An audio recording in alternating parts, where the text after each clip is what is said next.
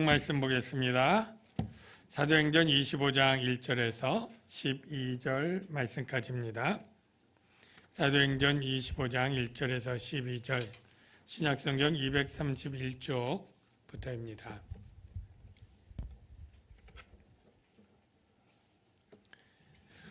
교독하겠습니다. 제가 먼저 읽겠습니다. 베스도가 부임한 지 3일 후에 가이사랴에서 예루살렘으로 올라가니 대제사장들과 유대인 중 높은 사람들이 바울을 고소할세 베스도의 호의로 바울을 예루살렘으로 옮기기를 청하니 이는 길에 매복하였다가 그를 죽이고자 함이더라. 베스도가 대답하여 바울이 가이사랴에 구류된 것과 자기도 멀지 않아 떠나갈 것을 말하고 또 이르되 너희 중 유력한 자들은 나와 함께 내려가서 그 사람에게 만일 옳지 아니한 일이 있거든 고발하라 하니라. 베스도가 그들 가운데서 8일 혹은 10일을 지낸 후 가이사랴로 내려가서 이튿날 재판 자리에 앉고 바울을 데려오라 명하니 그가 나오매 예루살렘에서 내려온 유대인들이 둘러서서 여러 가지 중대한 사건으로 고발하되 능히 증거를 대지 못한지라. 바울이 변명하여 이르되 유대인의 율법이나 성전이나 가이사에게나 내가 도무지 죄를 범하지 아니하였노라 하니 베스도가 유대인의 마음을 얻고자 하여 바울더러 묻되 내가 예루살렘에 올라가서 이 사건에 대하여 내 앞에서 신문을 받으려느냐.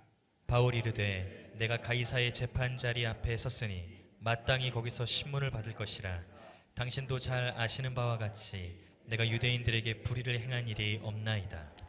만일 내가 불의를 행하여 무슨 죽을 죄를 지었으면 죽기를 사양하지 아니할 것이나 만일 이 사람들이 나를 고발하는 것이 다 사실이 아니면 아무도 나를 그들에게 내줄 수 없나이다. 내가 가이사께 상소하노라 한데 다 같이요. 베스도가 배석자들과 상의하고 이르되 내가 가이사에게 상소하였으니 가이사에게 갈 것이라 하니라. 아멘. 네, 우리 오래간만에 뵙는 성도들이 주변에 많을 텐데요. 우리 인사하겠습니다. 사랑합니다. 이렇게요. 사랑합니다. 네, 네, 네. 오늘 본문은 바울이 베스도 총독 앞에서 재판받는 그러한 사건을 기록한 것입니다. 베스도 총독에게 재판받게 된 경위는 바로 벨릭스 총독이 파면당한 일에서 시작이 되었는데요. 그 내용이 바로 전절인 25장 1절의 전절인 그 24장 27절을 한번 살펴보는 게 필요하겠습니다. 보면 이태가 지난 후 보르기오 베스도가 벨릭스의 소임을 이어받으니 벨릭스가 유대인의 마음을 얻고자 하여 바울을 구류하여 두니라. 자, 이 설명을 조금 드리면 벨릭스가 바울을 재판했는데 바울이 너무 논리적으로 변론을 잘하고 유대인들이 고소할 어떤 제목도 확정짓지 못하게 되었습니다. 그래서 바울을 무죄 석방하는 것이 마땅하지만 괜히 유대인들에게 비난과 미움을 받을 것이 좀 염려된 벨릭스는 나중에 처결하리라 하고 구류에 두었습니다. 그런데 그것이 한 달, 두 달 지나 무려 1년하고도 2년이 지났고 굉장히 오래되었는데 이것은 부당하고 불법적인 일이었다고 말씀을 드렸습니다. 왜냐하면 아무 혐의가 드러내지 않고 유죄 판결이 되지 않은 이 사람을 죄인처럼 2년 이상을 가둔다는 것은 도무지 말이 안 되고 혐의가 없는 사람을 로마법상 2년을 절대 넘길 수 없지만 이미 이태가 지나게 된 것입니다. 그렇게 한 이유가 무엇일까요? 본문에 힌트가 있는데 바로 27절에 보면 유대인의 마음을 얻고자 하여 라는 문구가 나오죠. 25장 9절 베스도도 역시 유대인의 마음을 얻고자 하여라는 두 총독 모두 유대인의 마음을 얻고자 하였다라는 그러한 내용이 나옵니다. 그래서 벨릭스가 유대인의 마음을 얻고자 했지만 그 결과는 실패했습니다. 유대인의 마음도 얻지 못했고, 그리고 그가 마음을 얻어서 유지하고자 했던 로마 총독의 관직도 그만 얼마 못 가서 파면되고 말았습니다. 그 파면된 사연은 이렇습니다. 벨릭스가 가이사랴의 총독이었을 때 가이사랴에서 유대인들과 이방인들하고 큰 싸움이 일어났습니다. 그 이유는 이 가이사랴의 소속이 로마인 거냐 유대인 거냐 주도권 싸움이 일어났고, 어쨌든 이 벨릭스 총독은 유대인들을 미워해서 유대인들을 학살했습니다. 그래서 유대인들의 재산도 몰수를 했습니다. 그러니까 유대인들이 가만히 있겠습니까? 로마의 가이사에게 고발을 한 것입니다. 이 벨릭스 총독이 이렇게 잘못된 판결을 무리하게 이렇게 치리하고 있으니 빨리 파면해 달라고 그렇게 청원을 한 것입니다. 이 벨릭스가 그 후에 자신이 이 총독의 관직을 유지하고 이 안락하고 편안했던 이 삶이 그저 날아갈 것이 두려우니까 이 가두두었던 바울을 이제 떠나면서 다시 돌아오지 못할 그런 것을 예감하면 바울을 이제 충분히 가두었으니까 무죄 방면해야 합당하고 맞습니다. 그런데 자기가 떠나면서조차도 바울을 어떻게 할까요? 풀어줄까요? 계속 가둘까요? 계속 가두는 게 낫겠다.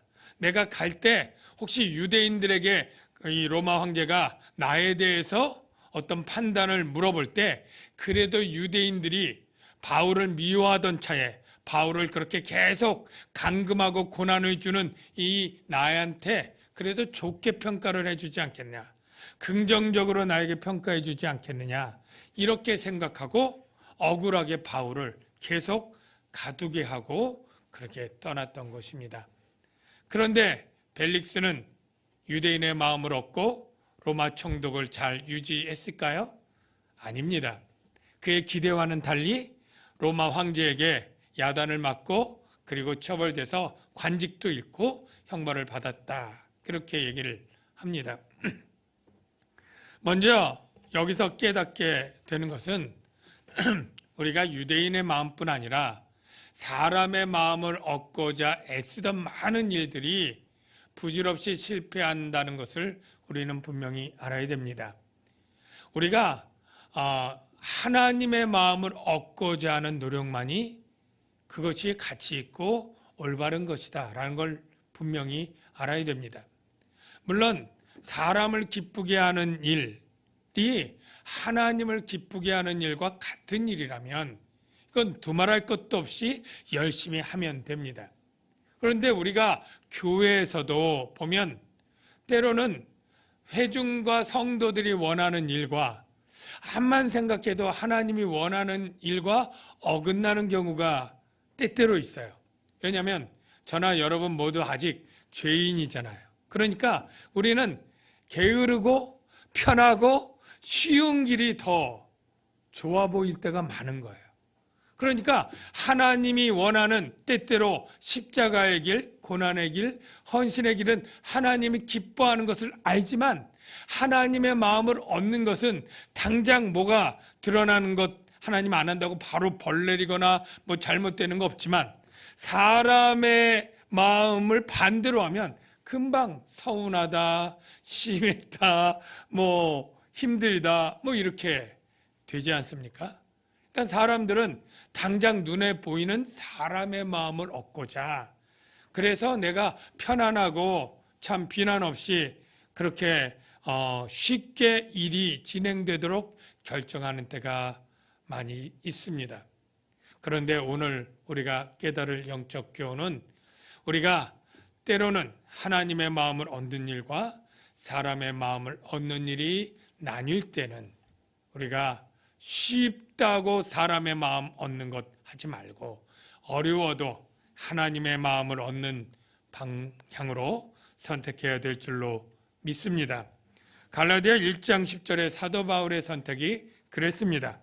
이제 내가 사람들에게 좋게 하랴 하나님께 좋게 하랴 사람들에게 기쁨을 구하랴. 내가 지금까지 사람들의 기쁨을 구하였다면 그리스도의 종이 아니니라. 그리스도의 종 그리스도인들은 어떤 기쁨을? 사람들의 기쁨이 아니요 하나님의 기쁨을 구하는 자들이 되어야 될 줄로 믿습니다. 골로새서 3장 22절에도 사람을 기쁘게 하는 자와 같이 눈가림만 하지 말고 오직 주를 두려워하여 성실한 마음으로 하라. 역시 사람이 아닌 하나님을 두려워하라 라고 하는 이 말씀을 우리가 새겨 들어야 됩니다.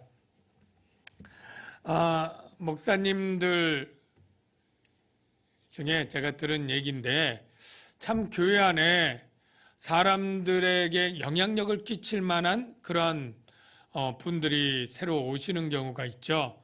그러니까 정치적으로 좀 사회적으로 높은 분이나 아니면 큰 중소기업 사장으로 재력이 있으신 분이나 아니면 사회 저명 인사 되는 분들이 올 때에 참 특별 대우를 해드리고 싶은 그런 마음들이 우리가 들 수가 있죠.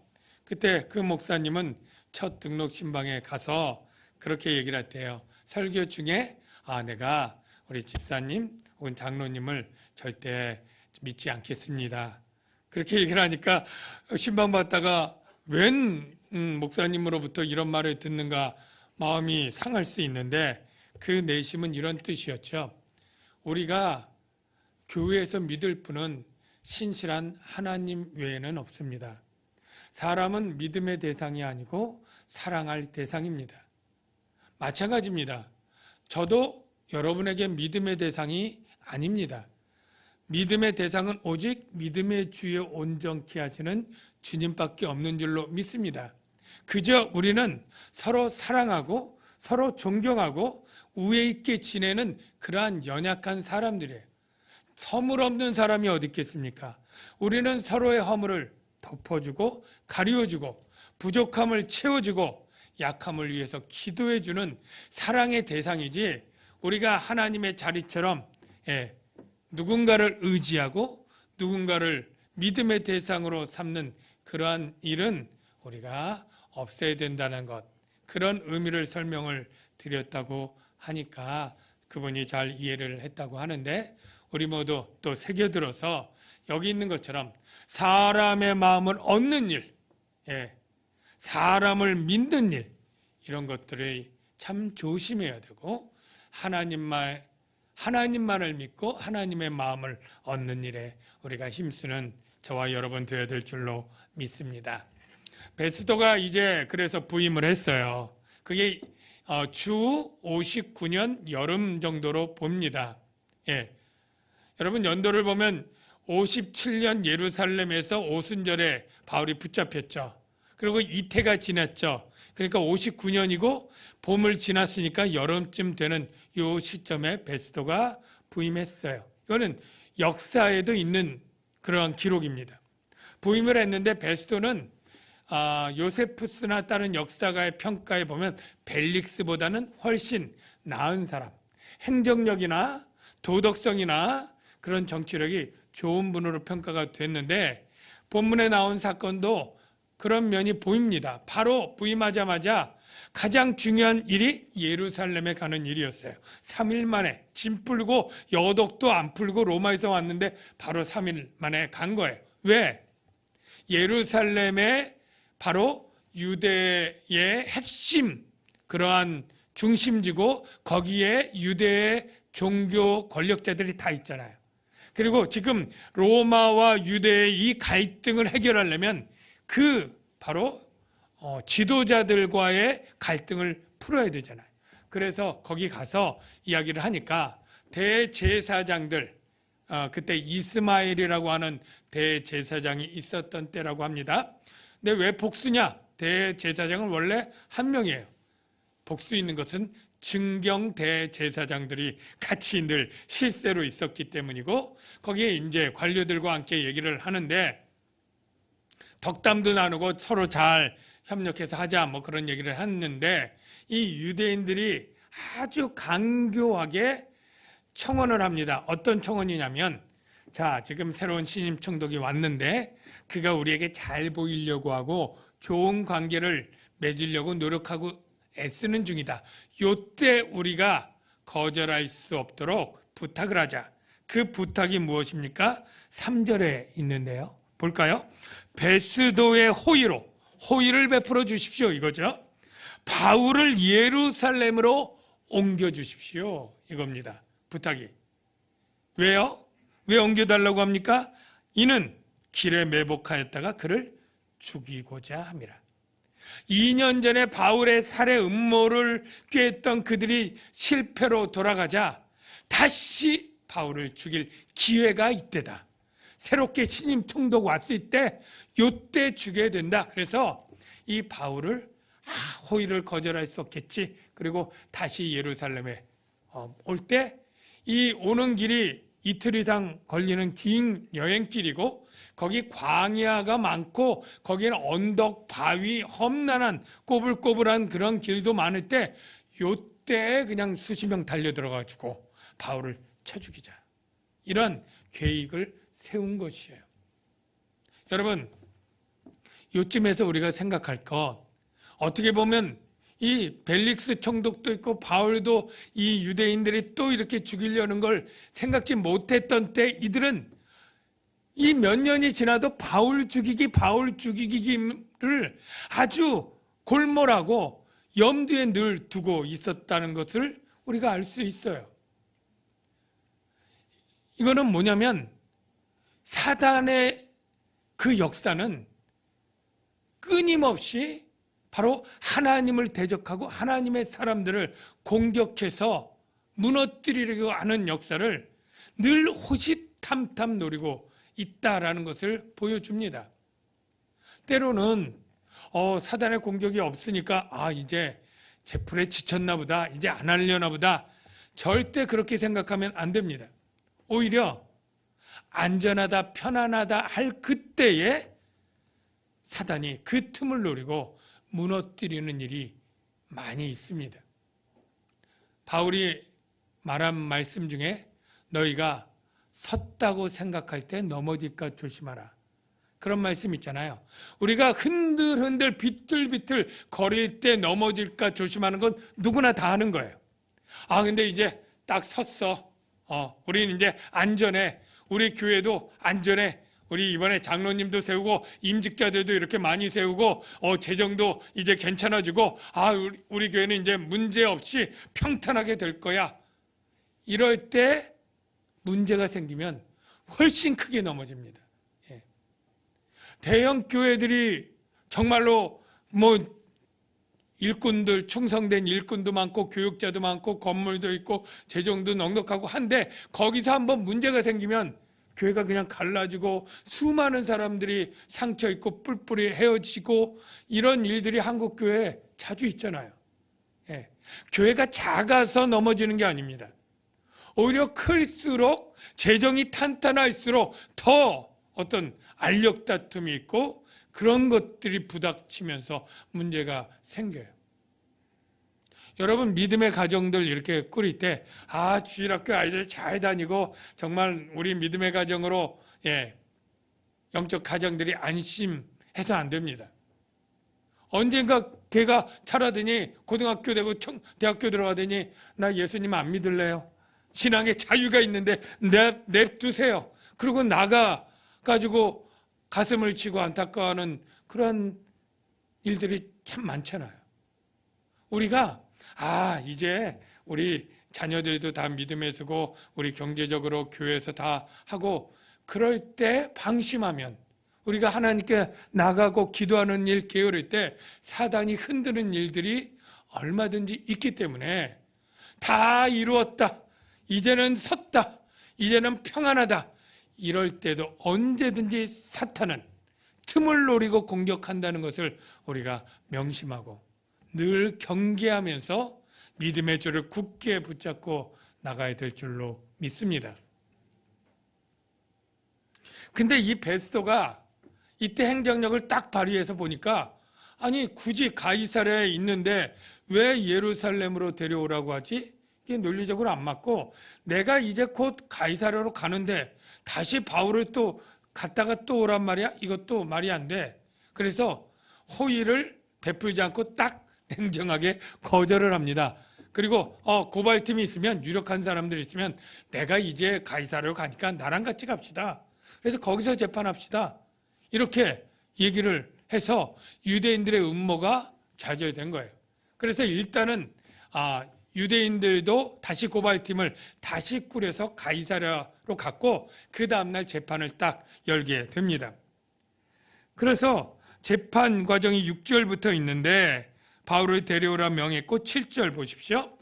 유대인들이 다시 고발을 합니다. 그가 나오매 예루살렘에서 내려온 유대인들이 둘러서서 여러 가지 중대한 사건으로 고발하되, 여기 여러 가지 중대한 사건은 벨릭스 사건과 같은 거예요. 3가지였어요. 첫째, 유대인을 소욕해 한다. 이거 잘못하면 정치적으로 반란죄로 엮어서 사형시킬 죄목이에요. 2번째, 나사렛 이단의 우두머리다. 3번째, 성전을 더럽게 한다. 이거는 성전을 더럽히는 것은 성전 모독죄고 이것도 유대 종교법의 사형입니다. 그러니까 양쪽으로 어떻게 하든 사형 나올 수 있는 2개의 법, 중대한 사건으로 고발을 했는데 문제는 뭐예요? 7절에 고발하되 능히 증거를 대지 못한지라. 이들이 고발하는 목소리는 큰데 그걸 입증할 증거는 없는 거예요. 증인도 없는 거예요. 소요했으면 소요를 목격한 증인들이 있어야 되잖아요. 소요해서 어떤 걸 파괴했거나 무너뜨렸거나 했던 증거들이 있어야 될 거 아니에요. 그거 없이 말로만 하는 거예요. 그러니까 바울이 합리적으로 변명을 8절에 합니다. 변론이에요. 바울이 변론하여 이르되 유대인의 율법이나 성전이나 가이사에게나 내가 도무지 죄를 범하지 아니하였노라. 요 대답이 3가지 고발에 다 반박하는 것입니다. 그래서 성전에서 모독하지 않고 그리고 소요를 일으켜서 가이사에게 죄를 짓지도 않았고 유대인의 율법대로 정결례나 성전 모독하는 일을 안 했고 내가 그 이단도 아닌 것이 모든 율법을 내가 마음으로 다 믿는다. 이러한 벨릭스 때 했던 변론을 다시 변론한 거예요. 그러니까 베스도가 여기까지 오니까 이미 판결이 자명하거든요. 무죄. 이것밖에 없어요. 근데 이 베스도도 다시 한번 묻는 거죠. 유대인들에게 비유를 거슬리면 안 좋으니까 너 그러면 내가 판결하기 좀 그런데 예루살렘에 가서 사내들인 공회에서 다시 한번 재판받는 것은 어떠니? 명령한 건 아니고 어떠니? 라고 물은 거예요. 그랬더니 바울이 10절에 대답하는데 바울의 대답은 한마디로 이거예요. 사내들인 공회에서 이번에 다시 재판받으면 나는 성전 모독죄로 사형당한다. 그러면 내게 주어진 그 복음 전파의 사명도 나는 감당할 수 없는 것이다. 그렇기 때문에 바울은 거절합니다. 거절하고 나는 로마의 가이사에게 재판받겠다. 이렇게 얘기를 하는 거예요. 10절, 11절을 한번 봅시다.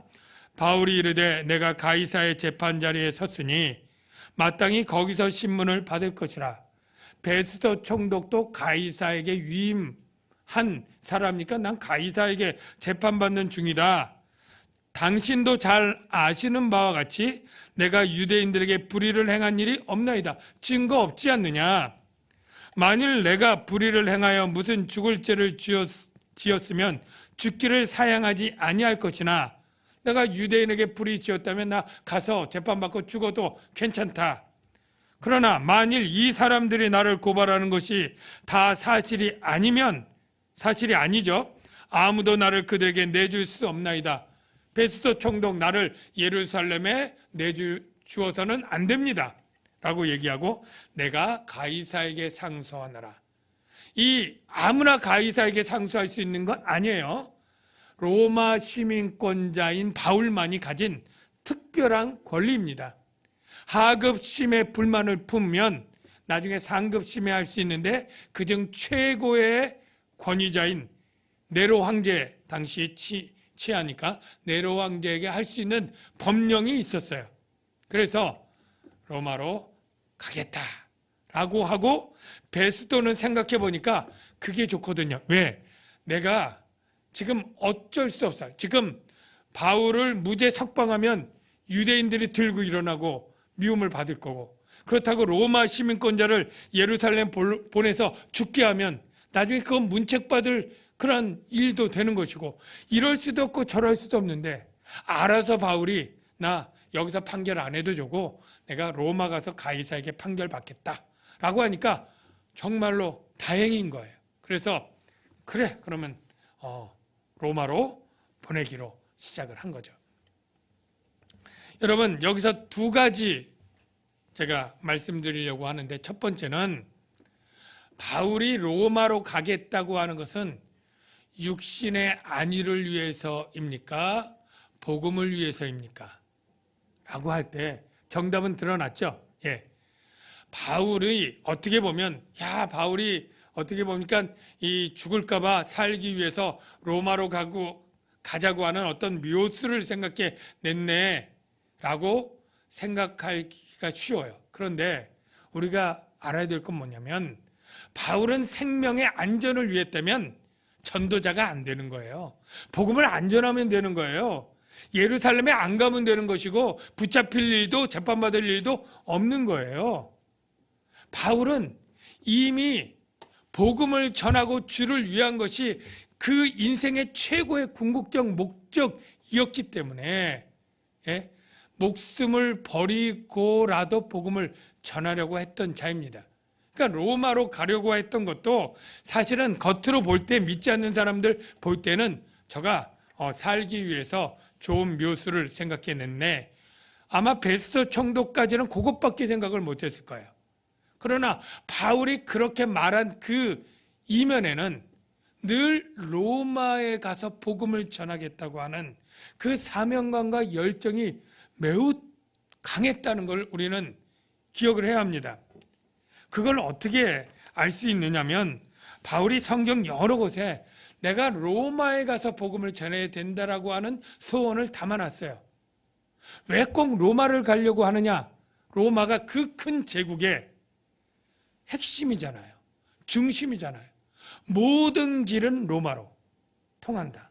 이 말은 모든 복음이 로마에 가면 전 세계로 복음이 흩어질 수 있는 전략적 요충지가 되는 것 아니에요?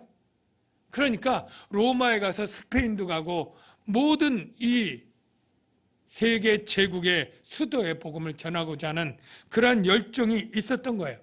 그래서 사도행전 19장 보면 3차 전도 여행 중에 에베소에 머물면서 로마로 가고 싶은 소원을 거기에 이렇게 표현을 해요. 사도행전 19장 21절, 에베소에 있었는데요, 바울이 마게도니아와 아가야를 거쳐 예루살렘에 가기로 작정하여 이르되 말하기를, 내가 거기 갔다가 후에 로마도 보아야 하리라. 그러니까 바울의 궁극적인 것은 이렇게 해가지고 구제원금 가지고 예루살렘 갔다가 나중엔 로마를 가야지. 이게 그의 아주 소원이에요. 그리고 로마서는 고린도 교회에서 쓴 편지예요. 에베소에서 위로 돌아서 고린도에 가서 이제 편지를, 로마서를 쓸 때 뭐라고 얘기합니까? 1장 15절에 보니까, 나는 할 수 있는 대로 무슨 수를 쓰든지 로마에 있는 너희에게도 뭐 하기 원한다고요? 복음을 전하기 원하노라. 로마에 복음 전해야지. 그리고 나중에 보면 내가 너희에게 들렀다가 서바나로 가리라. 스페인 전도를 내가 또 하겠다. 사도행전 23장 11절은 그래서 고린도에서 예루살렘 왔다가 그냥 소동 때문에 루시아 천부장에 의해서 감옥에 갇혔을 때 주님이 나타나시잖아요. 그리고 주님이 나타나서 해주신 말이 뭐냐면 너 로마 가야 돼. 그 얘기를 해주잖아요. 그 말씀이 23장 11절에 그날 밤에 주께서 바울 곁에 서서 이르시되 담대하라. 내가 예루살렘에서 나의 일을 증언한 것 같이 로마에서도 증언하여야 하리라. 자, 바울이 이 말을 잊을 리가 없죠. 지금 2년 넘게 로마로 가서 증언해야 되는데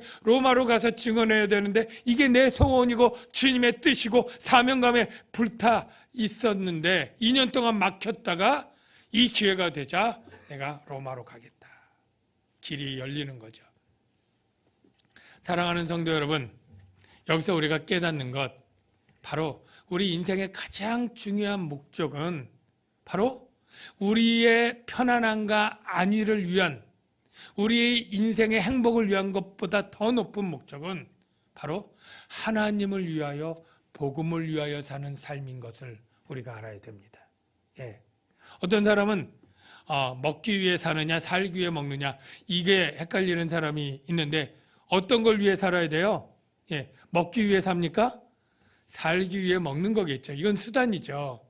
어떤 사람은 운동하는 이유가 뭐냐 그러니까 많이 먹으려고 뭐 그런 사람도 있는데요. 예. 그러니까 우리의 궁극적 목적은 사는 것인데 우리가 똑같이 말할 수 있어요. 바울은 살기 위해서 복음을 전합니까? 아니에요. 그러면 안 전하면 되죠.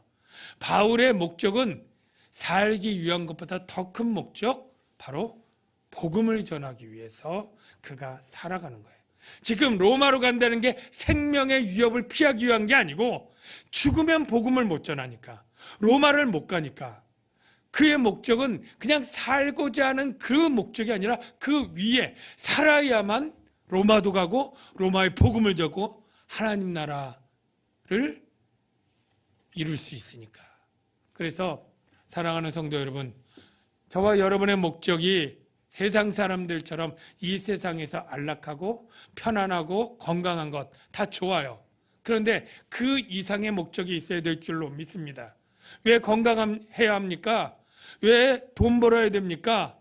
왜 오래 살아야 됩니까? 그렇다면 그 모든 것이 내가 그의 나라와 그의 일을 위하여 내 삶을 쓰기 위해서 돈도 벌고 공부도 하고 일도 하고 건강도 하기를 원합니다. 이런 저와 여러분이 되시기를 축복합니다. 세 번째 제가 말씀드리는 주제는 우리가 고난이라고 하는 역경이 올 때 우리는 오히려 하나님을 의지하면 더 앞으로 나갈 수 있다 이거예요. 여러분 사진 하나 보여드릴게요. 저게 뭘까요? 네, 사진. 네. 자, 뭡니까? 배죠? 예, 정확히 말하면 요트입니다. 배와 요트의 차이는 요트는 엔진이 없어요. 오직 바람으로 가는 것입니다. 그런데 참 신기하죠. 바람이 전후 좌우 사방인데 목적지와 다를 때가 있을 거 아니에요. 그런데 놀라운 것은 요트는 어느 방향으로 바람이 불어도 목적지에 갈 수 있다. 심지어 역풍이 정반대 마주쳐오는 바람이어도 전진할 수 있다는 거예요. 어떻게 그게 가능할지 잘 이해가 안 되는데요. 이 요트 항해 기술 중에 다음 사진 보여주세요. 바람이 오면 잘 모르겠어요. 그걸 45도로 어떻게 눕혀서 꺾으면 이게 45도로 갔다가 다시 반대로 꺾으면 또 꺾이고 지그재그 항해술이라는 거예요. 예. 그런데 이 놀라운 것은 순풍이 불 때보다 역풍을 잘 이용만 하면 지그재그인데 목적지에 더 빨리 갈 수도 있다라는 것입니다. 사랑하는 성도 여러분, 저는 이 사건이 하나님께서 그렇게 역사한 사건이다. 이제 사진 지워도 됩니다. 제 얼굴을 보여주세요. 네. 어떻게 됐냐면 지금 이 바울을 다시 한번 베스도 총독 때 죽이려고 하는 사단의 강력한 공격이 있었는데 하나님이 이 공격을 어떻게 바꾸냐면 그래 이걸 이용해서 로마로, 그래서 로마로 가서 복음을 전하고 사명을 이루는 일을 진일보 한 걸음 더 전진하게 되고 복음을 더 잘 전할 수 있는 기회로 만들지 않습니까? 마찬가지입니다. 우리의 인생 가운데 역풍과 같은 그렇게 맞바람처럼 힘든 고난의 길들이 있습니다. 예수 잘 믿고 믿음으로 신실하게 일하는데 왜 이런 경제적인 어려움, 건강의 어려움, 문제가 고질적인 문제가 풀리지 않는 이런 어려움들이 이렇게 나에게 닥칠까라고 할 때 때로는 바로 이처럼 오히려 역풍을 통해서 하나님을 더 강하게 붙잡고 더 믿음으로 주님을 바라보고 나갈 때 하나님이 전화위복으로 합력하여 선을 이루는 것처럼 더 하나님 나라의 일을 이룰 수 있도록 우리 가정을 믿음으로 세우고 우리의 신앙을 믿음으로 붙잡고 더 든든히 세워질 수 있도록 역사하는 일이 얼마든지 있을 수 있다는 것이죠. 우리가 유도나 씨름에도 되치기 기술은 상대방이 힘을 가해서 나를 공격할 때 기술로 그것을 역이용하면 승리할 수 있는 기술이라고 하지 않습니까? 우리의 신앙도 마찬가지입니다. 고난이라고 하는 강한 바람이 불어올 때 하나님을 의지함으로 그것들을 이용하여서 전진할 수 있는데 저와 여러분에게 이 고난이 정말로 좌절시키고 낙심하는 장애물이 아니라 오히려 디딤돌처럼 밟고 넘어설 수 있는 그러한 믿음의 도약이 되어지는 발판이 되시길 주의 이름으로 축원합니다. 기도하겠습니다. 하나님 아버지 감사합니다. 우리에게 오늘 말씀을 통해서 영적인 교훈들을 주셨는데 이 교훈들을 되새겨서 우리가 믿음의 견고히 설 수 있도록 주님 도와 주시옵소서. 예수님의 이름으로 기도하옵나이다. 이 시간에 부를 찬양 주품인데요. 여기 가사 보면 거친 파도 날 향해 와도 폭풍 가운데 나의 영혼, 이런 가사가 있습니다. 그런데 나 혼자는 못하지만 주와 함께 날아오르리. 주님을 의지하고 주님을 붙잡으면 주님과 함께 폭풍우를 헤치고 파도를 넘어서 날아오를 수 있다라고 하는 가사입니다. 우리가 그 가사의 은혜를 받으면서 이 찬양 같이 부르면 좋겠습니다.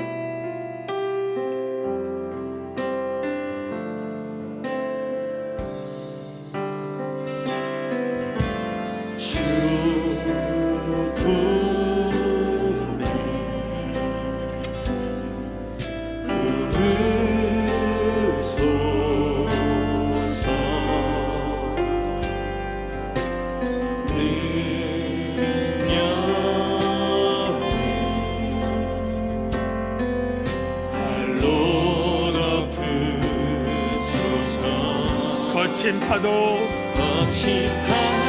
날 향해 와도 주와 함께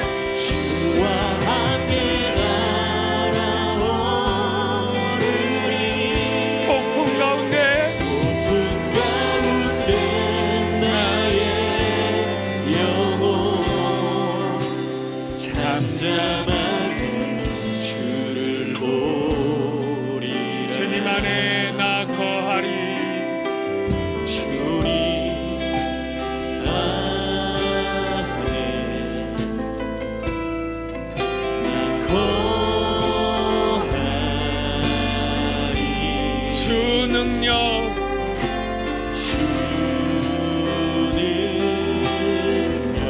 나 잠잠히 믿네.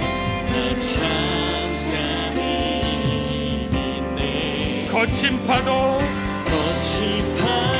날 향해 와도 주와 함께 날아오르리. 아멘 할렐루야. 폭풍 가운데 나의 영혼 잠잠하게